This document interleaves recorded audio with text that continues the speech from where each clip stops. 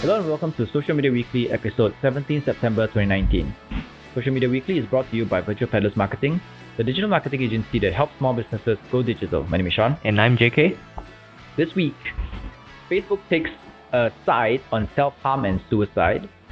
Facebook adds new multi-contributor stories and tags onto the stories.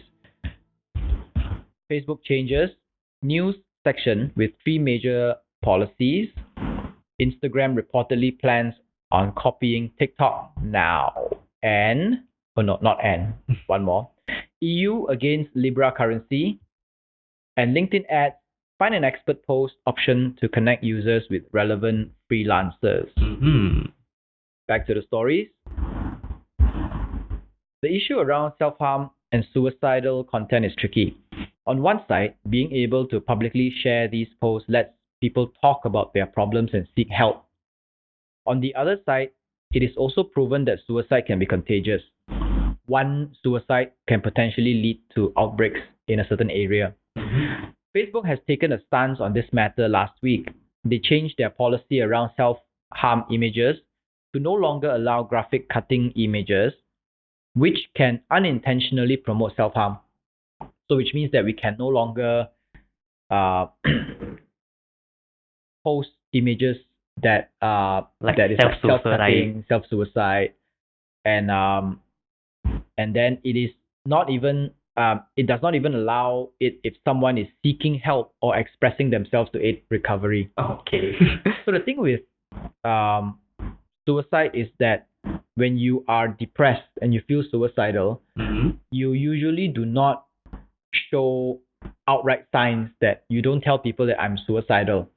What you do is you do certain things that may hint that you hate yourself or you don't like yourself and you're having a bad life and you feel very depressed. Like drinking Dettol. Like maybe saying things, dropping down some words, or maybe like contemplating suicide, saying that if this is a good exit or something like that, right? And that is a sign to show people that it is this person needs help. A hint lah. Yeah, and the relevant people will come in and try to help them, guide them to a good place.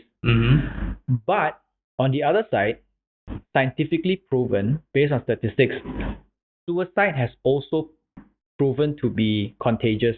Okay. Like there are 100 people in one area who have contemplated suicide one time or another, but dare not talk about it. Okay. But because one person starts to talk about it, then there are more people who are starting to reveal it. And if one person ends up committing suicide, the other people will also lead by example. Chances of them doing it will also rise as well. So Facebook's side is this. They say that although they know that it is some people go through this process, and these self-harm and suicide posts actually help identify people who need help. Facebook says no. We are not going to take a point on that one. We said we still don't want all these content on our platform. Okay. They did not say they did not try to create. They did not say that there is a possibly different way of going around it, so they can help people who really need help. But they just say that it's not right for their platform. Well, I guess it's just them trying to try not to take unnecessary problems to their hands. Yes. Yeah. From where I see, it's a very personal. It's a very I don't want to be part of the problem. Kind of approach. Yeah, correct. Because I think when death kind of incident happens on your platform, right? Really not a nice thing to do. Yeah, and it's very hard to manage. So the company also tightened their stance on eating disorders, which include depiction of ribs, collarbones, thigh gaps, concave stomach, or protruding spine of scapula when shared with related terms related to eating disorder. So these images by itself does not mean anything, but when it is shared with terms that have something to do with eating disorder, then put one and one together, that post cannot go out. Okay. So how do they identify? Like they scan through or? Yep. They will have an AI to scan through the images, and if they can match the images to the descriptions, then those posts will be red flagged. Ah, I see, I see. Okay, cool. Yep. Well, what do you think about this eating disorder thing? Is it necessary? I think, okay, so generally, right, this self-harm, suicide, and eating disorder thing, if I was Facebook, I would probably take the same approach. Okay, alright. I don't know because either way there are repercussions. Either way, it's good and bad, both because why? If you let it happen, then you will have more blood on your hands, right? But if you don't let it happen, the blood will still be happening, just not on your hands. Correct, yeah. So the real solution, which I still don't know how yet, is to actually find a way to receive them, put them, and then direct them to the right care. Okay, alright. But how do you receive them? Because when they are being restricted to post, the hint is no longer available for them. Exactly. That is the important point, right? The point where the hint needs to be allowed to go through, because once it goes through, then people will be able to say like, okay, I understand now. I can see the signs, and I will take the signs, and I will give them help. Yeah, like issue call or whichever. Yeah, exactly. But if you completely ban a person from even giving out the signs, then the problem becomes like, the problem is still there. Yeah, you're just sweeping the problem underneath the rug. Yeah, you're sweeping it underneath the rug and say, go to some other platform. Yeah, like go to your family. Find help. Kind of thing. Well, it's still Facebook, so I guess they have the right to say so. They do have the right to say so. I wouldn't say that it's a very responsible thing for them to do, but I don't think at this point I myself have found a solution to it yet, because I don't know what, I mean, like it's like you know, if we criticize it, right, what would we do differently instead? Yeah, I mean, we can't do anything. Yeah, we don't have the power or the the help. All right, so never mind. Next up, Facebook adds new multi-contributor stories and tags. Facebook understands the value of user-generated content. This week, they announced a new feature that allows multiple public figures contribute to the same Facebook story. Explained by Social Media Today, with a collection of screenshots from a recent Tomorrowland event, it shows Tomorrowland's story being contributed by event organizer, one of the participating bands and member of the crowd. Essentially, it is like 73 million combined followers and artists share access to contribute to Tomorrowland stories during that weekend. Facebook says that this allows contributor access to a lot of people who are not already followers. For example, chain smokers saw 92% of their story view come from people who were not yet following them. There is also a special sticker that allows members of the crowd and other followers post video or photo replies, further spreading the content out. Facebook says this option will be made available to all pages, not just public figures. They did not, however, reveal a release date. We think it will be released globally on a stage-by-stage basis.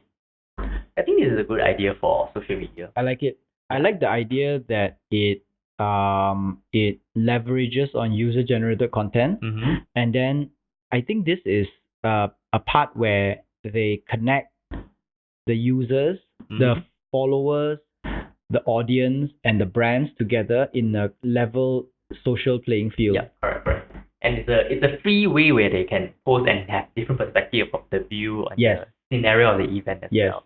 So imagine if you have, let's say for Tomorrowland, right?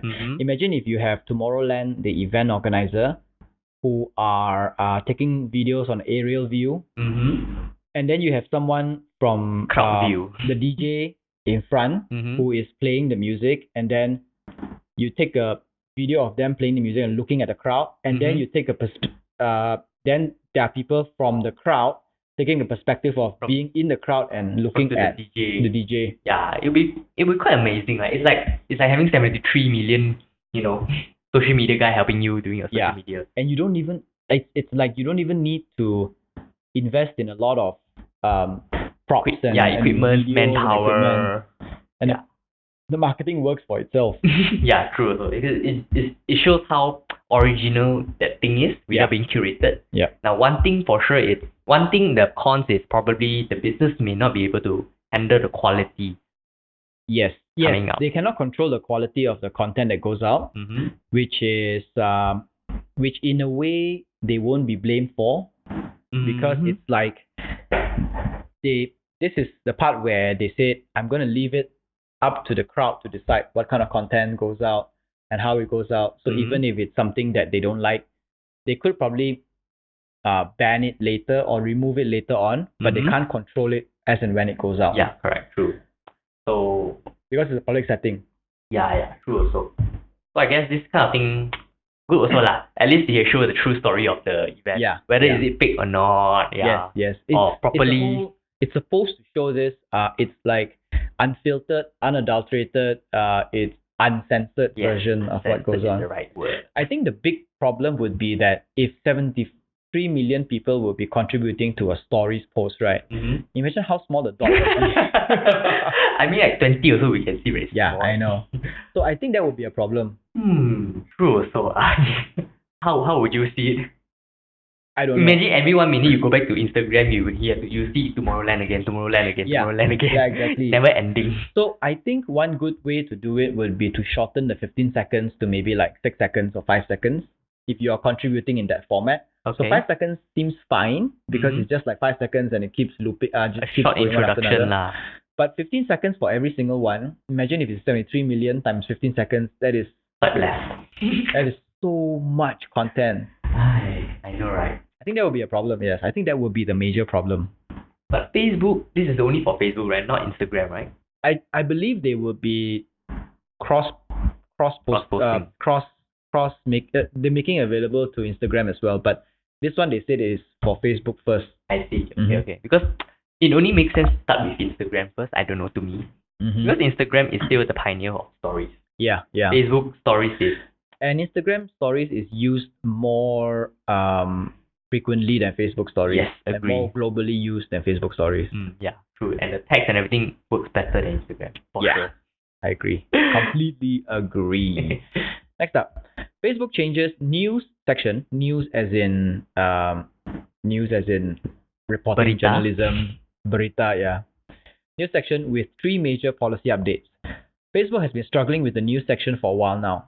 They previously removed a trending news section due to misinformation spiraling out of control. But Facebook knows a news section is important to users, and this new method could solve all the problems. According to a report by The Information, here are the steps the company will be taking in their next iteration of the news section. So the first one is that they will be using human editors to curate the content. So to be fair, they have done this before, but the editors were caught manipulating results or to hide or demote certain stories, including stories that talk bad about Facebook. So if they were to bring this back, perhaps now the human editors will need to adhere to stricter guidelines. Like there are things that they cannot do, including manipulate content that goes out. Second one is that the editors will promote media outlet that first reported the story. That means whatever reports the story first, not the biggest company that reports the story. And it also prioritizes story broken by local outlets, which kind of focuses the content to that is generated in a local place like KL or PJ or Penang or Selangor, so that it's a bit more localized, not in the sense that it's done by like CNN Global or BBC Global. Got it. Or let's say BBC does a report on the US when BBC is a British network and US is not in the UK. So this will boost smaller providers and give them more visibility and credit as well. Yep, agree. Good. And the third one is that the platform will avoid content that is constructed to provoke, divide, and polarize. Instead of previously focusing on engagement, they are now putting attention on headlines that cover facts. So one of the example that the information gave was that there were 2 headlines, right? One was white man killed black neighbor, and another one is man killed neighbor. So man killed neighbor will be traditionally the headline white man killed black neighbor will have more engagement because it is polarizing and it's trying to provoke and divide two groups of people. Yep. But if you cover the facts, regardless of racial matters, it is just a person killing another person, killing his neighbor. So a man kills his neighbor. So based on this new guideline, Facebook is supposed to prioritize headlines that says man killed neighbor instead of last time the old more dramatic more way, higher engagement headlines like white man kills black neighbor. Yeah. Oh, kind of thing not bad, huh? Yeah. But then how do they? Okay, it's all keywords lah. So Yeah. So they will focus on the headlines because the headlines are the ones that usually get the attention first. Yes. And instead of just using AI, now they're focusing on using human editors to work with the AI to do the curation. Okay. But of course, they have learned from the past as well when the editors didn't do a good job. So they'll probably have a stricter guideline on that one as well. And when focusing on the first reporters and also local outlets, it kind of creates a more original reporting format because it only makes sense that local reporters report on something first. You cannot have someone from a different state or a different country report it first. Yeah, imagine like US report about Najib's case. Exactly, right? So we would expect more of like the Star and New Straits Times to report it first because from the US, what kind of information do you have? It's not exactly accurate anyway, right? Yeah, it's very far away. So probably things they get probably different. It's a bit more filtered down. It's a bit more like changed, different, like, reinterpreted in 10 different ways. Yeah. All right. Next up, Instagram reportedly plans on copying TikTok now. After copying all of Snapchat's key feature and subsequently attracting users away, Instagram is now taking aim at TikTok. TikTok is a rising platform among younger users, primarily from its ability to attach short videos to virtually any music the world has to offer. Reverse engineer expert Jane Wong has found that Instagram is working on this feature, and it's called Clips. Just like TikTok, Clips allows users to record segments of video into a single video story. Just like TikTok, user can overlay music on clips. And just like TikTok, user can adjust the speed and timer of each video clip. Instagram now sees TikTok as a formidable opponent and plans to eliminate them the same way they did on Snapchat. The question is, what is TikTok going to do about it? Okay, before we move forward, I just would like to say that I think last week I said that it was very difficult for me to learn how TikTok works. Right? I think I found the first step to making TikTok work as a brand. How? Because I've been going through TikTok, right? And I find that TikTok works well. I mean, apart from all that brainless, stupid videos of people trying to pull some stunts just to get more likes, there are a lot of how-to videos that happen. Like technical video? Yes. Information? Yes. Like how to tie a knot or how to DIY stuff. Right? Okay. And these are very good because a lot like for example those food cooking tasty or the 5-minute hacks and everything, they've been doing it for a long time. Right? But the only difference is that these people shoot it on a professional level, edit it on a professional level, and they also find stock audios. The key point of TikTok, right, is actually in the audio. Embedding the latest music. You can use any music in the world without needing to jump through so many copyright hoops. You can cut any part, you can put it however, like fast track it, make it slow, whatever it is. And you can just shoot whatever video and you can overlay it with any music in the world. Any music that Spotify has to offer, they have it there, maybe even more than that. And that's a good selling point because I think as users of Instagram and Facebook, right, we have accepted the fact that we cannot use music in our social media content anymore because nobody allows us to do that.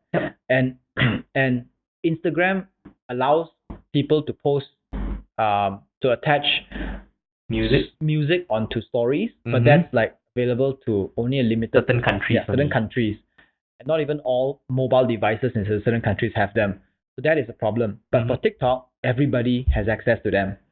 And that makes it so much more different. And from that perspective, I think I am slowly getting the hang of learning how TikTok works. Mm-hmm. So it's just that the only USP is right now you can see is the music embedded now. It's the music, yes. Mm. All kinds of music being embedded in. Yeah, imagine like you're doing a very nice story or let's just say a video promo, and then all you got to do is just add on a new Exactly. a song, Exactly. latest And if song. you're on Facebook or Instagram, right, you cannot use this music because why? They don't allow it. Copyright issue. Every time you upload it with the music and then it gets copyright flagged and then you cannot use it. But in TikTok, there is no such thing. But if that's the case, how Instagram gonna copy TikTok? Yes, that is the question here, right? So based on this report, this report says that Jane Wong, who is a very famous reverse engineer for Instagram and Facebook, says that there are codes inside that proves that Instagram is working on a kind of competitor to TikTok. So even if they have all the structures engineered out and everything, right, doesn't mean that we will have access to all the songs that TikTok has. Okay. It may not work because there is a chance that Instagram will have to obtain license to use all these songs. And I don't know how TikTok can do it without obtaining all these licenses. Or there's a way they can do like global license approval across the world, everybody can use. Or is it just because it is established in China that they can bypass this? I really don't know because okay, TikTok they didn't say TikTok how TikTok get all this free music, right? They did not say. So I guess it's a China thing lah. Well, at this point, without much educated guess, I would say the best guess is that it is a China thing. It's the fact that China has a looser requirement on copyrighted material, on IP material. So if that's the case, right, Instagram can actually open up a subsidiary in China and run TikTok out of it. You think China will let me? I don't know, because technically anybody can open a business in China. What? It's true. The government cannot say no to these kind of things, and a business running out of it, a business that opens in that country can abide by the laws of that country. And if the same laws apply to TikTok, it's the same law that apply to this Instagram subsidiary. Therefore, Instagram can have the ability to copyright music like how TikTok is doing. Okay, but then if that's the case, right, then it will not be on an Instagram platform, is it? It will be some used other on an Instagram platform. So probably, okay, let's just say for the sake of argument, how I would structure if I was Instagram, I would create a third-party company called maybe like Lingsong. Lingsong, let's say, okay, Lingsong, and Instagram would buy the service from Lingsong. Okay, got it. So Lingsong is the one that actually does all the licensing, and Instagram actually buys one lump sum from Lingsong. Okay. And then like it's like a what you call that, the meme and the yeah, right? It's like Jiffy kind of style. Okay. Yeah, that makes sense. Yeah. So like I said, so Lingsong is a library, and then you just licensing from a library lah. Okay. Yeah. I mean, like based off of what I know, I guess assumption wise lah. Based on assumption, it's not like fully known. Well, so for Facebook, I think they'll do that. Yeah. Well, I won't be surprised they do that, right? Yeah. And as TikTok, this is the USP that TikTok has that other companies don't have right now. Even Snapchat does not have that kind of capability to license all the music under the sun. If Facebook can find a way to work around this and get all the same one license and apply it all over the world, then Instagram wins. TikTok loses. Let me think. I would think otherwise though, because TikTok will still have their own market and Instagram will still have their own market. That's what they said about Snapchat, And then but a lot of people left Snapchat and went to Instagram. Sorry, my bad. Yeah. So to me that is a GG.com TikTok. We don't know if that's gonna happen. Maybe you're right. Maybe TikTok users will stay with TikTok, or maybe they will all go to Instagram instead. Knowing Chinese people, they are quite loyal. Yeah, perhaps. Like, don't go one way. Alright. True. Next up, EU against Libra currency. It appears Facebook's plans for global monetary domination is facing another roadblock. French finance minister has come out last week to express concerns regarding Libra. he said that Europe will block the currency because it threatens the sovereignty Sovereignty. sovereignty of state, increasing risk for consumer and businesses, and could even cause significant global financial disruption. Yep, agree. We have talked about this before when they first announced Libra, right? Yeah. The fact that what Libra is going to do to the world and how they can dominate things yeah, and monopolize. exactly, and how unopen this currency is when it's supposed to be decentralized. It's just a re-centralization of a currency. And if Facebook has control over this, then Facebook has control over every single country's monetary policy. Finance-wise and banking-wise. Yeah. So the thing now is that India has come up and said they don't want Libra. EU now is saying they don't want Libra. But Libra don't really want the EU or India. They want Africa. They want Indonesia. The slightly, they want the countries with a higher number of population. Poverty, with a very populated number. Poverty in the sense that because of that, they don't have access to banking. So they don't have banks. So they want to be so they want to be the bank of these people. And as long as rich countries don't have to be afraid, right? Because the governments take care of the people.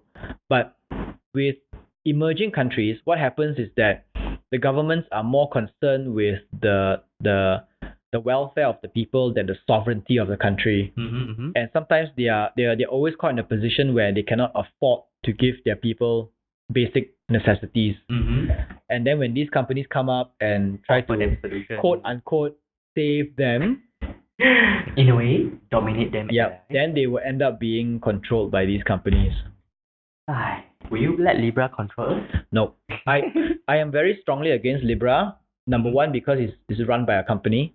Even though they say that it's run by a group of 100 people who has the money put in, it's just another group of people trying to control. Yeah, it's the same thing, right? 100 people try to control 7 billion people. So that is not a good number. What needs to be done is there needs to be a proper public and decentralized currency that is governed by all the countries in the world. Okay, so means all the country leader will govern this. Yes. Decentralized financing. And the limitation to what they can do is very limited as well. So, which means that even if you are a member of this decentralized currency, right, you cannot influence anything. You can only try to control what it cannot do and not try to sway it to do what you want it to do. So it's like a free currency kind of situation. Yes, it should be a free currency, a free global currency, not governed by any bank. And there's no terms and policy, whoever that can manage this TNC. Yes. So imagine gold being the global currency that cannot be mined by anybody. Or created by anybody. Yeah, it cannot be created or destroyed by anybody. It's just there. And it's for everybody to use. That's it. Like Mother Earth. Yeah. So only Mother Earth can control Libra. Yeah, only Mother Earth can control Libra. Too bad, Mother Earth don't have finance knowledge. I know, right? Maybe we can ask her to come for a crash course. Financial talk, right? Alright, next up. Article for today. LinkedIn adds find an expert post option to connect users with relevant freelancers. A few months ago, LinkedIn rolled out a new feature that allows freelancers and small, medium-sized businesses to list the services that they provide on their LinkedIn profile and be found in search results.